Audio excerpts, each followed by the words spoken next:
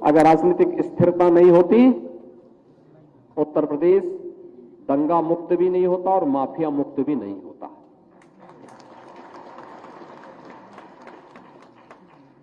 यह तब संभव हुआ है जब एक स्थिरता के दौर से हम लोग गुजरे हैं, और उस स्थिरता के कारण यद्यपि हमें भी समय समय पे इलेक्शन का सामना करना पड़ा। हर वर्ष कोई एक नया इलेक्शन आता है, कभी विधानसभा का, कभी लोकसभा का, कभी नगर निकाय का, कभी पंचायतों का, कभी एमएलसी का, और कभी कोई अन्य बाई इलेक्शन का भी सामना करना पड़ता है।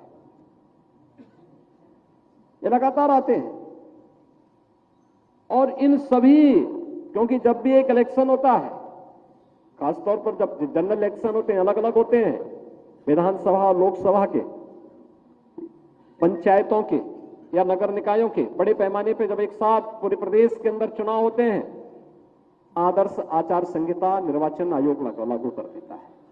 लोकसभा और विधानसभा के लिए तो भारत निर्वाचन आयोग लगाता है, नगर निकाय और पंचायती चुनाव के लिए राज्य निर्वाचन आयोग अधिसूचना जारी करता है।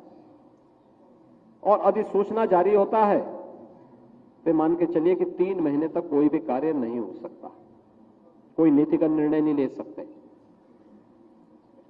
विकास के कार्य जहां के तहां ठप पड़े रह जाते हैं। कोई सरकारी दौरे नहीं हो सकते। प्रशासनिक तंत्र पर सरकार का नियंत्रण उस समय ना के बराबर रहता है।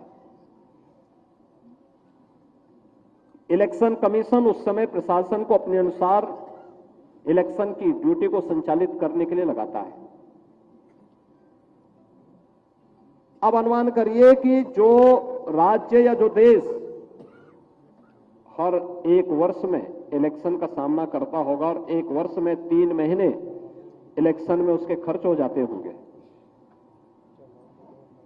3 महीने इलेक्शन में खर्च हो गए, 2 महीने पर्व और त्योहारों में खर्च हो गए।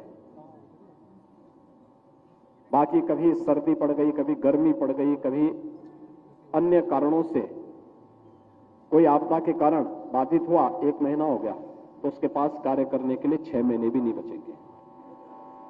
क्या उन 6 महीनों में कोई रिजल्ट दे पाएगा? और इसीलिए प्रधानमंत्री मोदी जी ने